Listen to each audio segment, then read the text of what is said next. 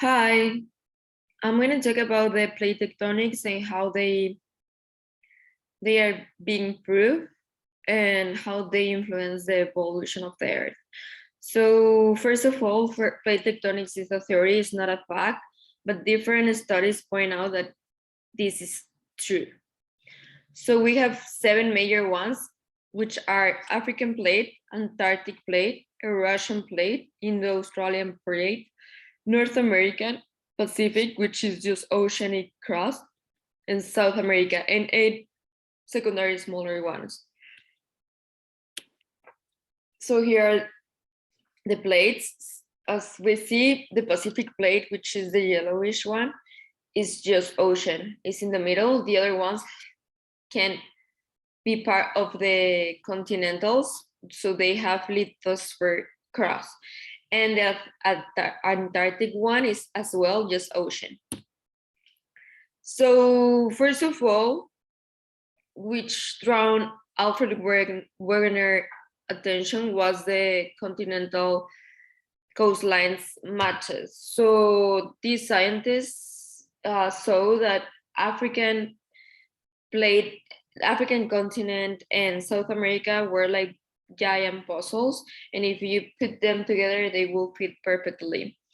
And there are another ones that fit as well on the top, but the major evidence is these two. This following up, we have the fossils. So the fossils were found in continents that nowadays are far away from each other. There are a lot of water in the middle of them. So we have Mesosaurus and Cynogatus that were found in South America and Africa. Same fossils, same compositions. The other things that prove that once the Earth was a massive land called Pangea, that these two animals need certain type of environment to survive. And nowadays, if we think Africa and South America, they don't have similitudes in the climate. Another type that is Cynogatus, which was found, Lystrosaurus, which was found India, Australia, and Antarctica. Same thing, like if we think now, the climate between these three, it's extremely different. Antarctica is like freezing cold. This Lithosaurus wouldn't be able to survive there. And to end, we have the plant, which is Glossopteris, which was found in the 5 continents. Same thing, temperatures are extremely different between them, besides they are far away. We have seafloor spreading. What it means. So the seafloor spreading is the youngest rocks or sediments stay in the middle of the ocean, and the currents move away the oldest ones to the coastlines. So this is another thing. The coastlines of South America and Africa counts with the oldest rocks. And then we have the glacier rocks. So the glacier rocks are like kind of lubricants to keep the dynamic of the plate tectonics. If the plate tectonics weren't using this lubricant, it will be a chaotic, because then they will be crushing and probably air wouldn't be an habitat for us. So then we have the University of Maryland in 2019. So we're talking after years, they still believing in the plate tectonics theory.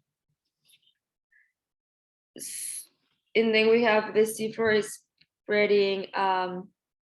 So the thickness of the seafloor, and then as I mentioned, the oldest rocks are at the coastline. Another thing to mention is that this theory started being discovered or more studied a little bit deeper after the World War II, because the sailors started studying the ocean, and they discovered there are submarines mountain change, and there's one that is pretty famous, that is the mid-Atlantic Ocean Ridge, which is the perfect example for the sea floor spreading event. So the plates are divergent moves, so they are going apart each other, and in the middle there's a little valley going up.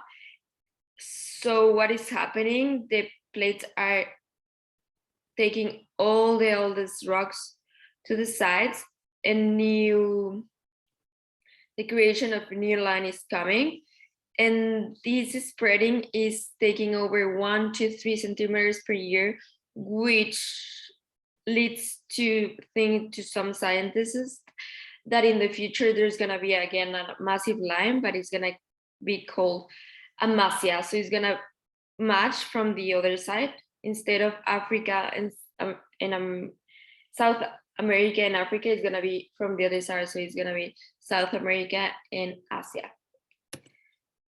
Asia, sorry. So here we have a picture about the age of the rocks.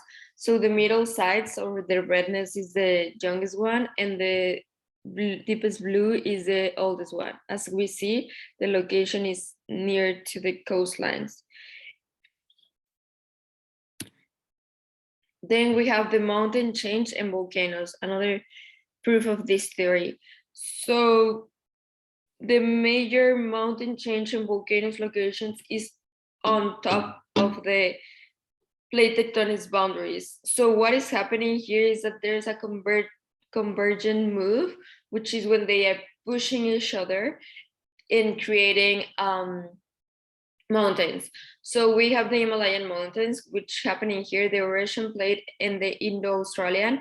The Eurasian is going above and is pulling some mountains. So the magma is cooling off and creating these beautiful mountains. And then the other thing is that we have the Ring of Fire, which is located above the Pacific plate, but literally is located with above the Pacific plate boundary with all of the other plates, as we see here. So this is where the majority of the earthquakes take place, because these spots, they have a lot of movements, transform plates and convergent plates. So what is happening? The plates are crushing each other, or even sliding through like one above the other, creating volcanoes, eruptions, or earthquakes. So all of these events prove the possibility that there's a thin layer between lithosphere and ionosphere moving apart, creating what we know nowadays as planet Earth. Thank you.